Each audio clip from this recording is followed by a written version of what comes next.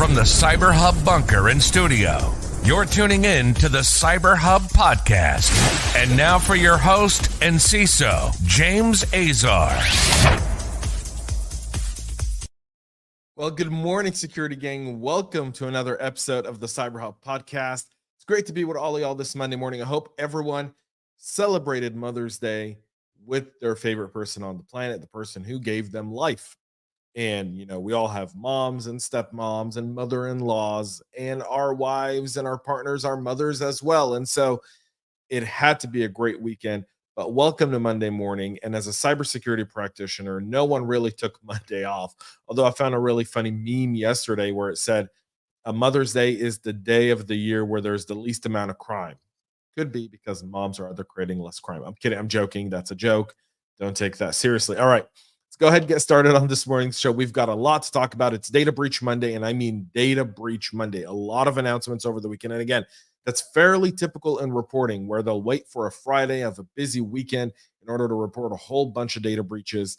And so here we are on Monday morning, not letting them exactly get away with it, but definitely examining what that means and a whole lot more. So join me this morning. But before you do, please make sure to subscribe. Follow us on Substack. jamesazar.substack.com. Follow us on your favorite social media platforms. We're on X, LinkedIn, Facebook, Instagram, and also on your favorite podcast listening platforms like Apple, Twitch, Spotify. Now, without further ado, coffee cup cheers, y'all. All right, let's go ahead and get the ball rolling here because we've got a lot. There is a security breach. So a whole bunch of these, 5 to be honest.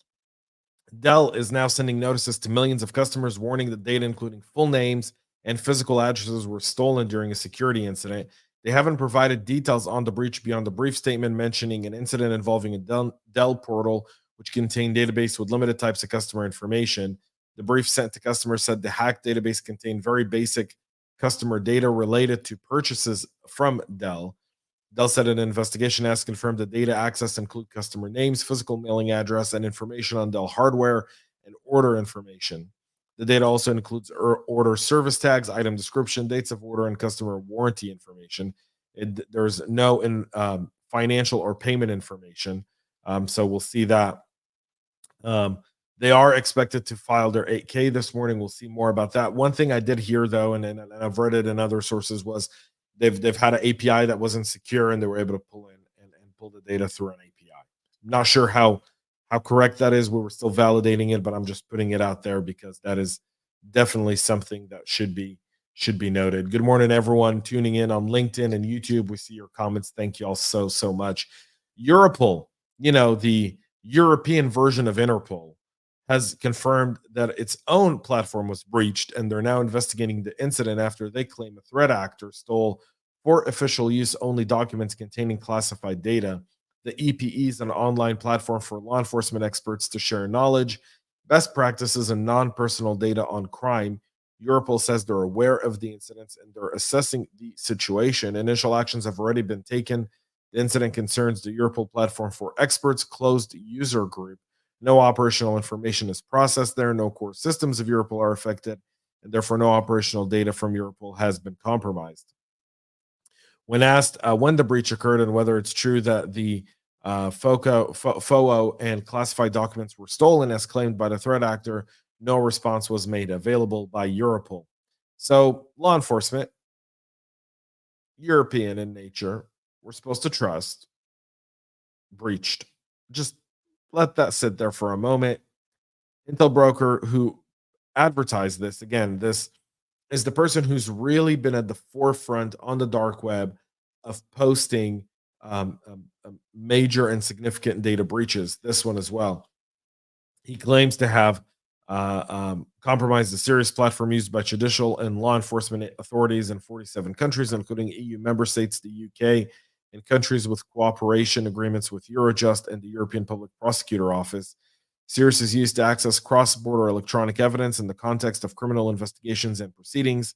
Besides leaking screenshots of the user interface, they've also leaked a small sample of the EC3 space database allegedly containing 9,128 records.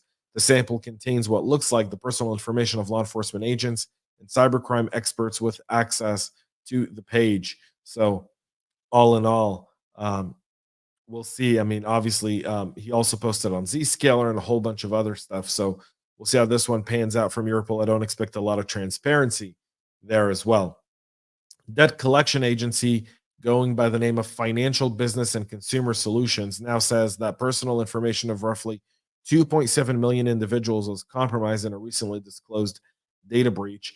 The filing done on May 10th to the Maine Attorney General's office revealed that it had identified an additional 724,000 affected individuals, increasing the impact to 2.7 million from around 1.9.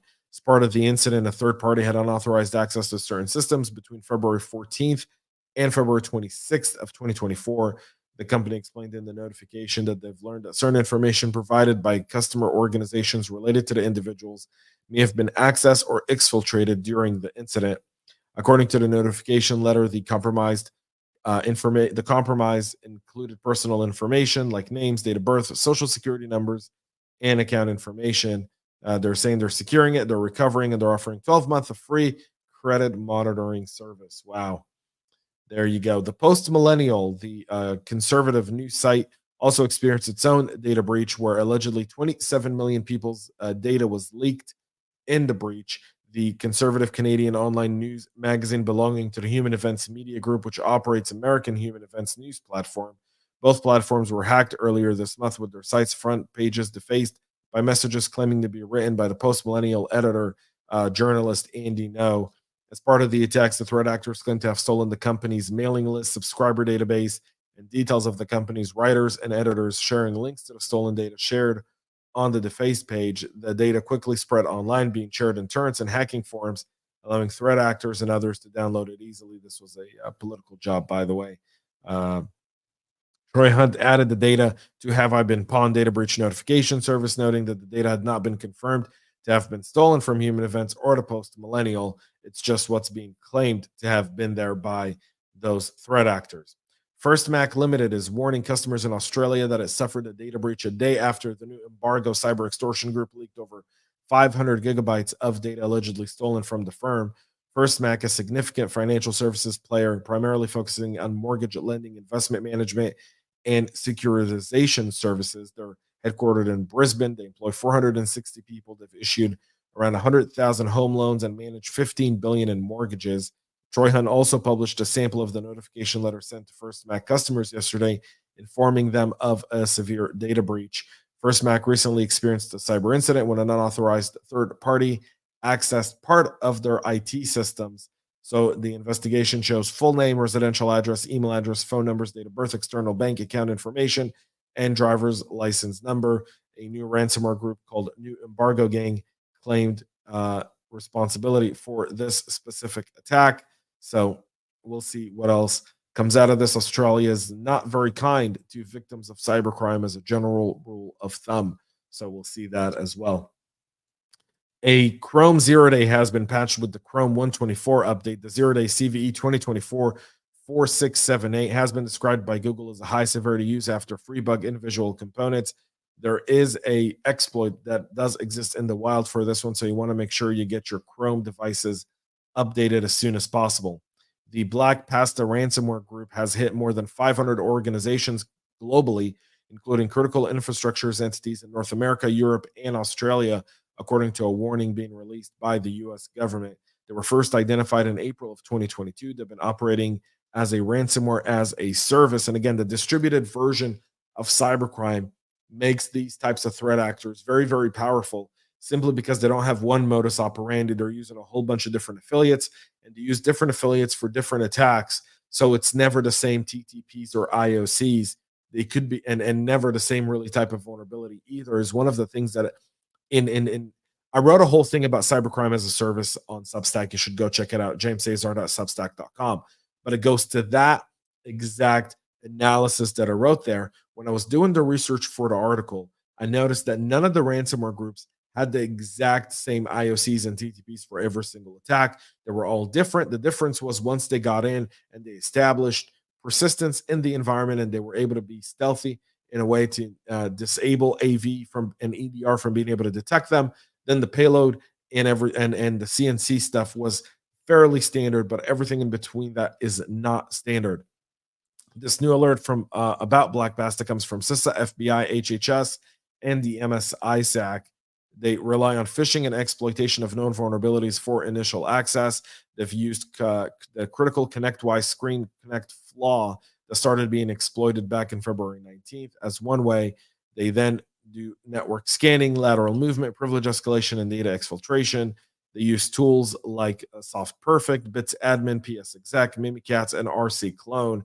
Their affiliates were also observed exploiting vulnerabilities like Zero Logon, NoPack, and Print Nightmare for privilege escalation, abusing RDP for lateral movement, and deploying Backstab tool to disable endpoint detection and response solutions. Once they exfiltrate the data, the attackers delete volume shadow copies to hinder recovery, deploy ransomware to encrypt the compromised systems, and drop the node. All in all, someone to be mindful of. Last week at RSA, a big thing happened, although the dark reading article here is not completely out of line. The title is CISA Secure by Design Pledge really necessary, as it's toothless in nature, meaning it's got no regulation, no penalties. It's just a feel-good kind of document that a whole bunch of big companies had their employees sign as part of a general initiative on behalf of CISA Secure by Design Pledge that works on 7 primary categories: MFA, default passwords, reducing entire classes of vulnerability, security patches, vulnerability disclosure policy, CVE, and evidence of intrusions. Now, it's got no teeth. There's some argument to be made about that. There's also an argument to be said that we as security companies and many companies really don't want to be victims of crime. And if there's anything we can do to actually hinder crime, we would probably do it. This might be a pledge that really drives the ball forward for CISOs in promoting the fact that they're signed on something like this within the company and with their technical team. The White House is preparing new cyber rules for healthcare, according to Ann Neuberger. She's saying that some of the backlash about it is unwarranted. Ann Neuberger spoke at RSA last week saying healthcare industry changes and regulations around cybersecurity are coming. She questioned the industry backlash, citing several high-profile incidents where basic measures would have prevented extraordinary harm. Speaking at RSA on Thursday, Neuberger said government officials have been asking hospitals and healthcare organizations to take basic steps to protect themselves and patient data for more than a decade. People now often say they are re-victimizing the victims by lining up additional regulatory requirements. She said, who's the deputy NSA advisor for cyber, but I think we need to look at it as by the time a Change Healthcare attack happens, when for a decade we've been calling and saying companies encrypt your data, use MFA, are they still a victim, or is there a question of, is this negligence? Point well taken. However, if we had better foreign policy and better detraction, would they still have been a victim of a crime? Just saying, a lot of gated neighborhoods, people don't lock their front doors. So are they negligent, or do they trust the fact that there's security in their gated neighborhood and they trust their neighbors and they know their community? So as businesses, is there an argument to be made that maybe, I'm not saying we should leave our front door unlocked, and she's absolutely right about Change Healthcare. If they had a little bit more basic CIS controls, it would have probably saved them from the breach. But then let's identify negligence as not doing anything, not doing the basics, especially because we focus so much on data breach and never on standards. There's no regulatory framework that talks about standards. I'm all for, if you want to hold these companies accountable, create a standard, say you have to follow this standard. You've got to comply with this standard. You've got to be audited to this standard. And if you don't, and your breach goes through and you're not complying with all the standards, then by all means, that's negligence, and that's fine. That's definitely a point of view and an argument. But the only thing we regulate when we re-victimize the victim is reporting the breach. We haven't yet set a standard for cybersecurity practitioners, meaning CISOs lose the battle in the boardroom. And when they lose the battle in the boardroom, security is hindered. And as such, we have this rampant cybercrime wave that continues to go rampant. Also, because we have failed leadership. Our leadership isn't strong enough to create the traction for these cyber criminals to attack our organizations.